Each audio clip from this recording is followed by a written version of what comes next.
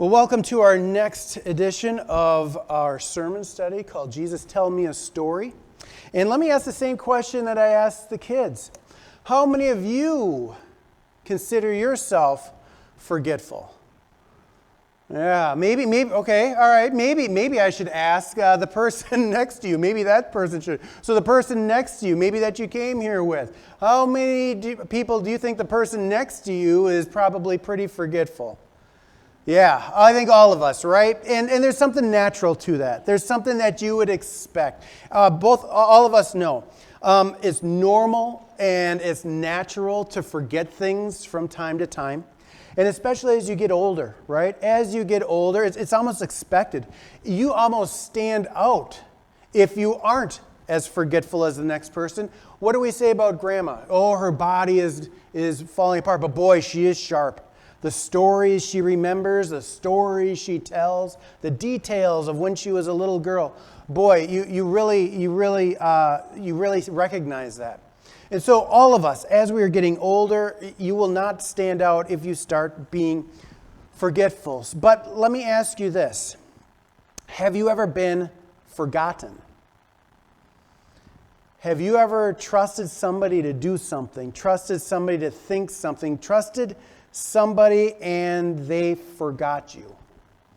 Now, maybe I'm bringing up a bad subject. Maybe it happened this past Valentine's Day. You were hoping somebody would remember you and they forgot.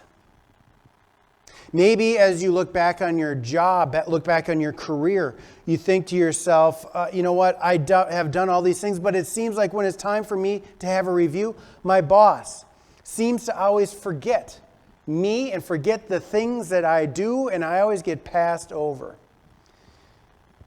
Maybe if you think of your marriage, you think of the times when your spouse has forgotten you, forgotten to be there, forgotten to do that thing that you're really counting on them to do. Or maybe it's your friends, Your friends used to be there, and now that you're in a time of need, or when you're hoping that they're there, they don't seem to be there. Have you ever been forgotten? Now, when I think of that question, and when I think of my answer automatically goes back to March of 1987. You may have heard me tell this story. It's one of those things that I don't think I'll ever forget. Forgive me if you've heard this story, but I'm thinking that many of you haven't. March of 1987. I was 14 years old. I was in middle school. I was in 8th grade. So think of an 8th grader that you might know. And I was part of a basketball team, and we were pretty good. We were really good. And the incentive was there. If you guys win all your 7th grade games, which we had done, if you guys win all of your 8th grade games, we will go, and remember I lived up in Green Bay at the time, we will go down to Milwaukee and we'll see a Milwaukee Bucks game. And so, sure enough, we did. We didn't get a trophy, but that was our trophy. And so we had a parent, one of the parents had an RV, a recreational vehicle, to take us all down. We all went down to what they called the Mecca at the time, downtown Milwaukee. Now, for me, Milwaukee was a big city, right? Like Minneapolis for many of us. We are near Minneapolis, but it's still a big city. There are places that is difficult to travel, all that stuff. I was 14, remember, at the time. We all went down. We all went to the game. It was wonderful. And one of the things that we all wanted to do, because we had a buddy system going on, me and my buddy wanted to get autographs after the game. They were playing the Rockets. One of my favorite players was on the Rockets. So we went, and afterwards, we got into the stream of people. You know how that goes. You enter or leave an arena, and the stream sort of takes you out this way. There's not much you can do. You're just with the flow of people. And we were there, and with so many people. And I wasn't that tall, but it just seemed like there were so many people around us, I lost my buddy. That's all right. My guy, Hakeem Olajuwon, is right there. I get to go get his autograph. I'm going to wait. I'm going to stay in line. And I got it. I got his autograph. And I turned around, and they said, everybody out. We got to go. We got to shut her down. And the flow went out. Now I'm all alone, all by myself, 14 years old, in downtown Milwaukee. And I get spit out of the arena in a place that we did not go in. I had no clue where I was. And now I start to panic, right? And maybe I can see it on your face too. You're panicking for me. I'm out there. I don't know who to ask. I don't know who to talk to. I don't know what to say. What would I say to this police officer? Or is he a police officer that says security on it? Can he help me? I really don't know what's going on. So I start walking around the arena thinking, I'm going to bump into somebody. I'm going to bump into something. And I look up, and there's driving away the RV. And it's going home. And now, I made the team because I was pretty good at shooting. I was pretty good at, jump shots. I didn't make the team for my speed, but on that moment, my speed was elite because I was running after that RV. As it's driving down the street, going to turn onto the highway to get up on Highway 43 to go straight north, and I'm running. And as it's moving, I'm knocking on the door, trying to get in. And they stopped, and the first thing they said is, hey, did we forget Dan? Like there's two of me's. Hey, did we forget Dan? And sure enough, yeah, they had. Yes, my fault, right? I contributed to that problem, right? I should have been smarter, all that buddy system. But when it came to who's here and who's not, I didn't make the list. We had everybody. I was forgotten. Now, so when I ask you, have you ever been forgotten? Maybe you haven't been forgotten as intensely as that, but I'm sure you've been forgotten. Friends have let you down. People have let you down. Spouses have let you down. Just other life has let you down. Maybe you have forgotten. Maybe you have forgotten who you used to be. Maybe gone are those days. You've forgotten what it's like to be a person that had dreams. You had dreams, but those all seem to be so long ago. You've forgotten who that person was because this is not the life you were expecting. Maybe you wanted to be in a different spot by now, and you have forgotten there was a day that you wanted to be somewhere else. Maybe you've forgotten what it was like to be a person that was a young person that could do everything. We have been forgotten.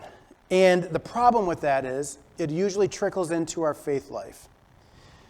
If I'm forgotten by the people that I see every day, let's just take Valentine's Day. If I'm forgotten by my loved one because they didn't remember me on Valentine's Day, and I see them and I'm with them, it's not a big leap for me to think with 8 billion other people on this earth, it's easy for me to think that God has forgotten me. And if he hasn't forgotten me, how do I know? How can I walk around knowing that, maybe God hasn't forgotten me? So we're going to sit at Jesus' feet today, and we're again going to ask him, Jesus, tell us a story. Tell us a story about how you value us. Tell us a story about how I know how you value us. And that's what he's going to do today in our parable. Now, this parable is a unique one. There's so many parables. I think there's maybe 30. In these 7 Sundays, I'm trying to pick out the more unique ones for you. The unique one for this week is the fact that this is the last parable he gives.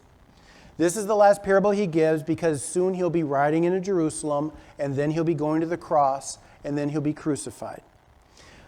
This parable also, usually when we look at parables, he's talking to his opponents. He's trying to teach them who he is so that they fully understand. This time it's different. He's talking to his disciples, talking to his friends. And you see the wisdom why he would give them this parable. Soon, Jesus is going to go to a cross, and they're going to feel alone, maybe forgotten. Soon, Jesus is going to rise and ascend into heaven, and they're going to feel alone on their own, representing Jesus, trying to reflect him in their lives. And it's going to be easy to think, if I don't see Jesus, well, God doesn't see me. If I can't lean on Jesus, God isn't going to be there for me. It's easy to feel insignificant and forgotten. And so Jesus tells them this as their last parable to his friends so they know their value in him, whether we see him or whether we don't. So let's jump into the parable. Jesus in Matthew 20 says this. He says, "For the kingdom of heaven is like a landowner who went out early in the morning to hire men to work his vineyard.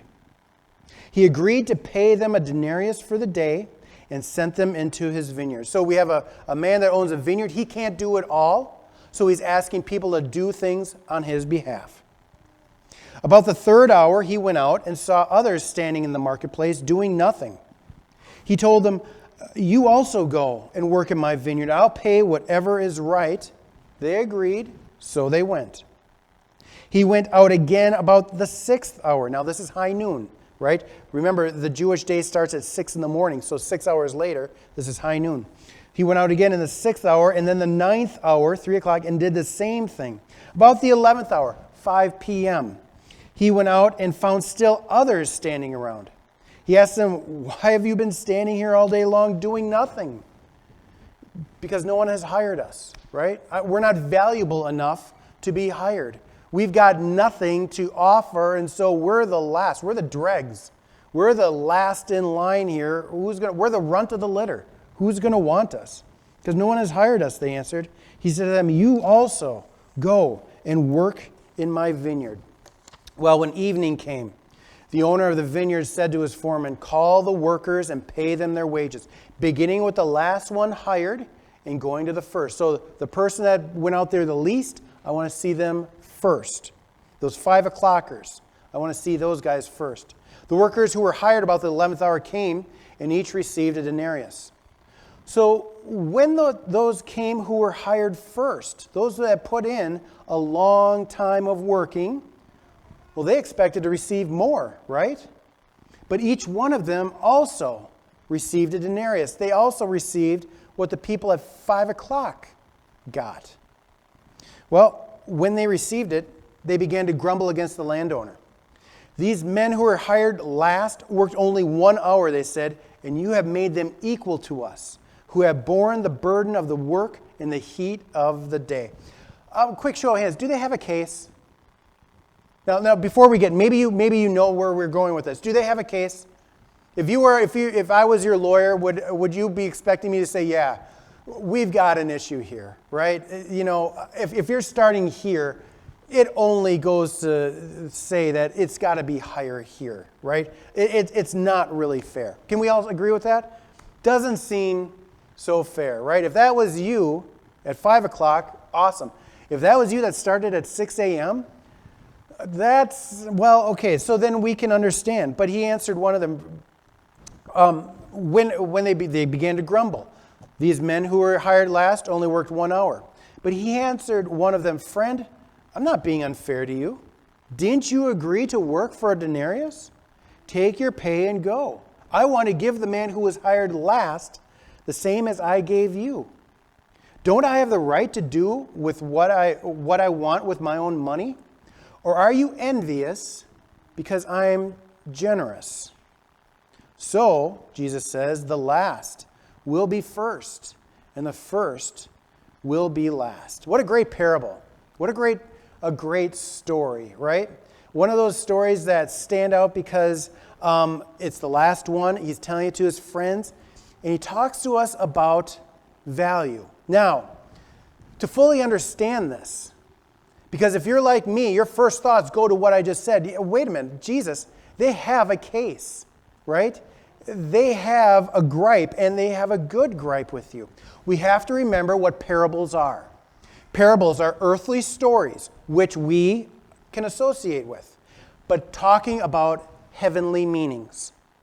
The focus of a parable is not on the earthly things. It's not on the story. The focus is always on what God is about or the kingdom of heaven is about.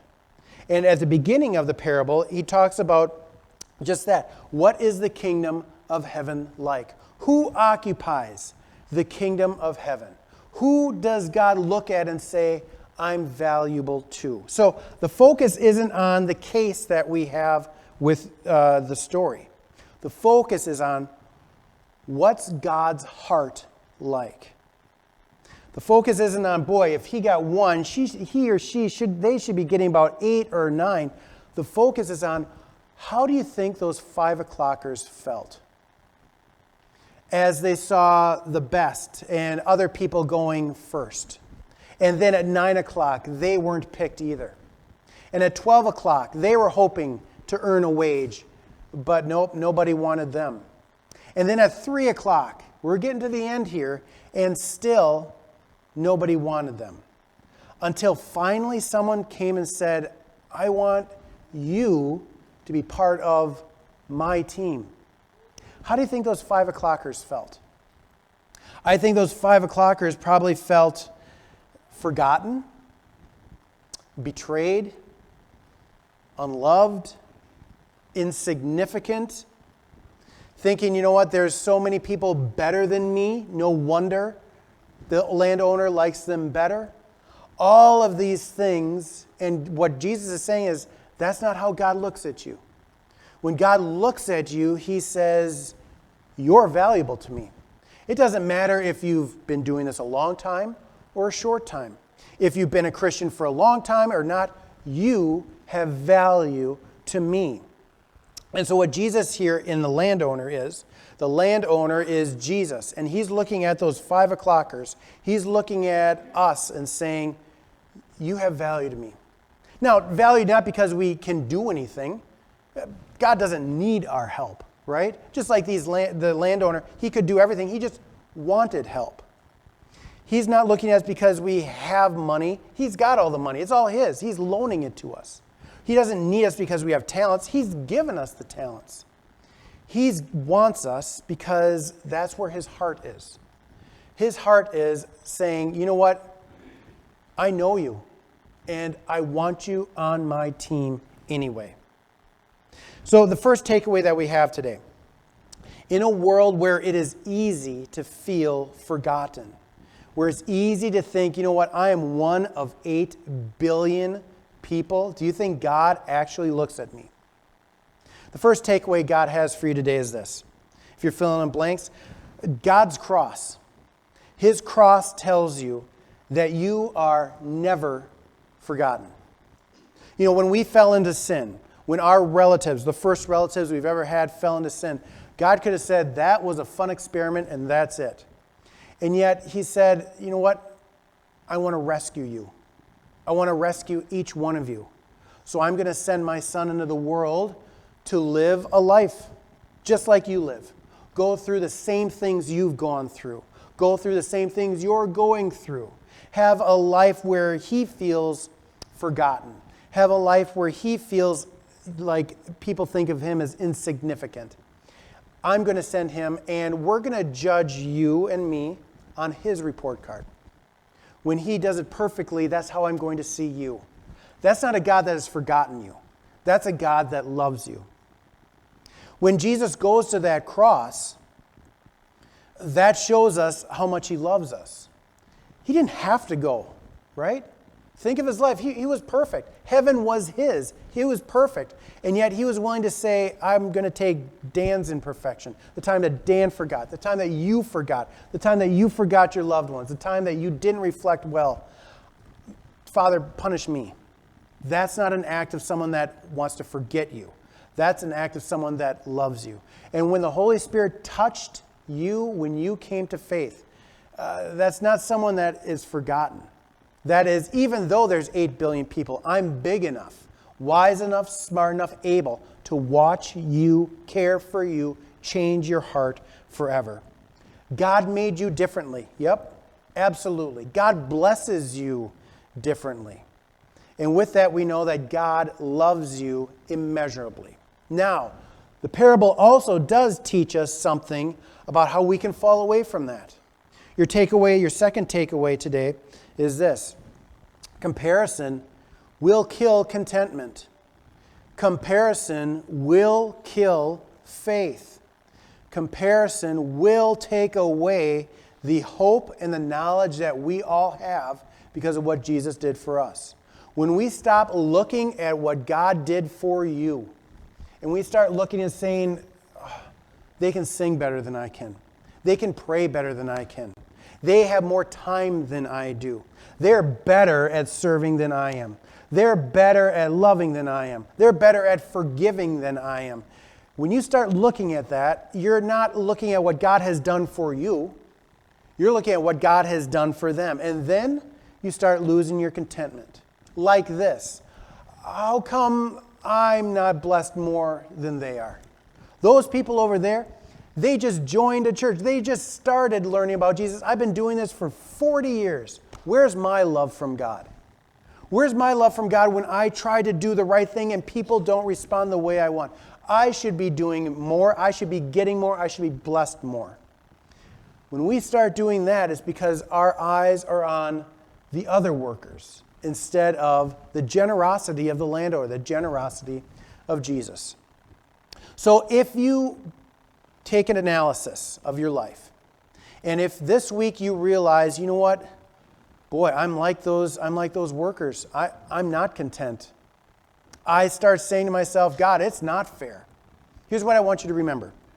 If you start saying that, I want you to remember this. Pastor says that when it's not fair, Pastor says, you're right. It wasn't fair that Jesus took all of your sins onto him. He did nothing, but he was willing to take them for you. It wasn't fair that he went to a cross and was punished by God the Father for the things that you and I chose to do. That wasn't fair. But he was willing to do it and give you that love and choose you and call you and make a home for you forever. That unfairness on Jesus is his generosity for you. So leave here this week knowing, you know what, you have been chosen. If you're a 5 o'clock worker, God sees you and loves you no matter what. You are chosen. You're his. Why did he pick you? Because he wanted to. Why does he love you? Because of what Jesus did for you. He sees you as perfect. Not only does God love you, but God likes you and wants to bless you and wants to walk with you and wants to hear all of your problems. And so no matter how long you've waited, how long and how much time you've wasted in your life, no matter where you are on this walk with our Lord, know this: you are his, and he has a huge plan for each and every one of you. Please stand. Well, as we are gathering our offerings here in person, I wanted to take a moment to thank you for your offerings if you have given to us in the past. As we enter this new year, we have many hopes, many dreams, many prayers, and your offerings allow us to be the ministry that we can be. We have no money tree. Everything here is supported through offerings and donations that people give to God through hope. So if you haven't given, I would love to have you be part of us and part of our ministry here by giving. Take a look at the address below and you'll see a way that you can do it online, or take a look at the screen after I'm done here and you can see all the different ways. If you have given, thank you for your offerings. Thank you for your generosity. If you haven't given, maybe today's the day. Be part of hope. Help support hope so we can be the ministry that you need and the world needs.